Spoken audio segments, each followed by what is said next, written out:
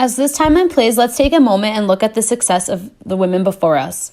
From not being able to vote, to women being able to vote today, to fighting for rights of women everywhere, to speak up and notice the inequality of pay that's still going on in this present day. Women for decades have been dealing with oppression. Women today are still fighting for equal pay, but the new movement that has united us all together has been the Me Too movement. Let's take a look at what Tanara Burke has to say about the Me Too movement and how it was founded. Hi, my name's Tarana Burke, and I'm the founder of the Me Too movement. We founded Me Too over a decade ago to support young women of color in the community we live who were survivors of sexual violence. In the years since we started, we've expanded to support adults and people across the gender spectrum who have been holding the trauma of sexual violence for many, many years. Now, since the expansion or explosion of Me Too in 2017, we have a unique opportunity to expand our platform and continue a national conversation around sexual violence in this country and countries around the world. This movement was put to the world's attention through the Harvey Weinstein scandal after the New York Times published a story detailing decades of allegations of sexual harassment against Harvey Weinstein. Actresses Rose McGowan and Ashley Judd are among the women who came forward. Among the accusations are that he forced to massage women and watched him naked. He also promised to help advance their careers in return for sexual favors. The Harvey Weinstein scandal took a lot of people back in Hollywood, but also gave people a voice to speak up against his wrongdoings. That being said, Alyssa Milano, a famous actress, decided to tweet, "Me Too," suggested by a friend, in quotes, "If all women who have been sexually harassed or assaulted wrote Me Too as a status, we might give people a sense of the magnitude of the problem." And she also said, "If you've been sexually harassed or assaulted, write Me Too," as a reply to this tweet. And thousands of women and men decided to hashtag Me Too and talk about their personal experiences and offer support to each other. This gave people a greater insight of a huge issue that is going around all over the world. This tweet impacted Hollywood and the nation. Therefore, there was an organization called Time's Up that was created to give legal defense fund to victims of sexual assault. Over 300 women who work in film and television and theater have joined this foundation to support others and victims and to give voices to people who are silent and muted. So now let's look at these three theories that we're going to talk about today. We're going to talk about the muted group theory, the spiral of silence, and groupthink, and how these pertain to the Me Too movement. The muted group theory was created by Edwin and Shirley Ardner in 1975. It is a communication theory that focuses on how marginalized groups are muted and excluded via the use of language. The main idea of muted group theory is that language serves its creators better than those in other groups who have to learn to use the language as best as they can. The term mutedness refers to a group's inability to express themselves due to this inequality. Women find it difficult to articulate their ideas as men's experience are dominant. So this theory basically emphasizes how men are the dominant group and women are not the dominant group, and women in society have to find ways to communicate with men in order to fit into their social standards or social structure. The example I'm going to use to describe muted group theory and how it relates to the Me Too movement is basically how sexual assaults happen on college campuses. About 1 in 5 women, which is 20%, will be sexually assaulted while at college, while only 4% of college men will be sexually assaulted. And the crazy part is most college victims are assaulted by someone they know. 42% of college women who are raped tell no one about the assault. 42%. And it's estimated that only 5% of sexual assaults on college campus are reported, making sexual assault the most unreported crime. More than 50% of college sexual assaults occur in either August, September, October, or November, and students are at an increased risk during the first few months of their first and second semesters in college. So let's look at how this relates to the muted group. Due to the things we know about muted group, it says that people or women are afraid to speak up because they cannot communicate properly to men. If you look at the people that are in power, if you look at to the lawmakers, if you look at to police officers, majority are men.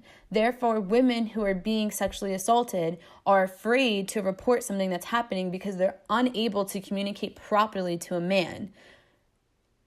4% of 4% of college males are sexually assaulted. That's very low compared to females. Therefore, how do they communicate to a male who's never experienced to be sexually harassed or sexually assaulted that they've been sexually assaulted? How do they expect a male to believe them and want to help them? So that being said, the shame and unable to articulate the pain and the emotional pain and physical pain they went through is sometimes too much to even bear to go through it again, to be dismissed by the majority group, which is men. So the spiral silence theory is a political science and mass communication theory proposed by the German political scientist Elisabeth Noelle Neumann. This theory states that individuals have a fear of isolation, which results from the idea that a social group or the society in general might isolate, neglect, or exclude members due to the members' opinions. This fear of isolation leads to remaining silent instead of voicing opinions. Media is an important factor that relates to both the dominant idea and people's perception of the dominant idea. Most of us have heard of the show called Pretty Little Liars. So halfway through the 5th season of Pretty Little Liars, Ella's fiance subjected to Hannah a number of unwanted sexual advances, making her feel extremely uncomfortable and unsafe. When Hannah tells her friend Aria about what happened, her response is a cold reminder of society's very real rape culture problem. Aria asks Hannah, "What did you do to lead him on?" Aria comes around eventually and apologizes profusely for what she initially said. So let's look at Pretty Little Liars and see how Pretty Little Liars and the spiral silence and Me Too movement narrate a story together. Basically, the spiral silence is basically how everyone thinks that the majority's opinion is the majority, and the media sometimes perpetuates that everyone thinks this way, but it's not really how everyone thinks. So in this rape culture and the sexual assault culture that we have in society, it is often said when a girl is sexually assaulted, the first question is normally asked, well, what did you do? What were you wearing? What did you say? Did you flirt too much? And this is a common theme that we've heard and that we've even probably said about people that we know that this has happened to. So this is a perfect example of spiral silence and how people are afraid to speak up because they think that the majority of the world and everyone around them feels that what did they do wrong to deserve this? And it puts the blame on the victim rather than the person who did the horrendous crime. Therefore, the spiral silence gives the idea that everyone is against you rather than with you and supportive. So the Me Too movement, and because of the popularity from the Harvey Weinstein scandal, has given the power back to the victim to introduce that, it's not your fault and that not everyone is silent. Everyone is with you and people are there for you and you're not alone. You're not the only person that is going through this. So groupthink is a term created by social psychologist Irving Janis in 1972. Groupthink is a psychological phenomenon that occurs within a group of people in which the desire for harmony and peace in the group results in an irrational decision-making outcome. Group members try to minimize the conflict and reach a decision without critical evaluation. So basically what groupthink is if you're all in a group together and you know that something is wrong, instead of saying that this is wrong, the situation is wrong, they don't speak up and therefore bad decisions are created.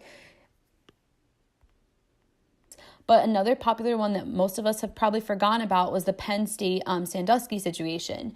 So groupthink, basically you could think of it in a way that Penn State knew what was going on, and instead of protecting the vulnerable children that Sandusky had access to, they wanted to protect their reputation and the football team. Therefore, they allowed this to happen against their better judgment. And therefore, lots of children were subjected to sexual assaults by Sandusky. And after it was exposed, everyone always, scratched their head and said, why did this happen? Why did nobody speak up? And this is a perfect example of groupthink, how everyone could sit around and knowingly know things are happening that are wrong and not say anything due to the fact of wanting to protect themselves or to keep harmony, or maybe someone didn't want to say anything and lose their job. So the potential outcomes of saying the backlash of saying something was greater than saying something, which is a perfect example of groupthink altogether.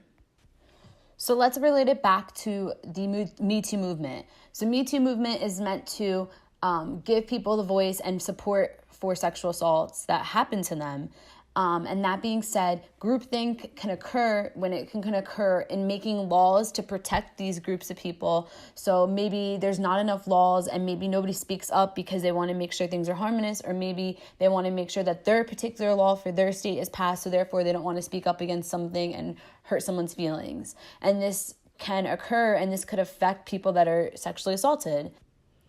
So 3 things that we learned in our textbook that relate to the Me Too movement would be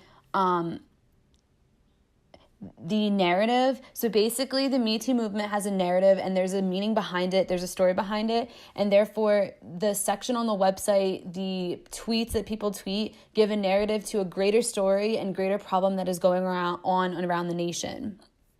Also, another example that we learned is metanominy. Sorry, I cannot say it.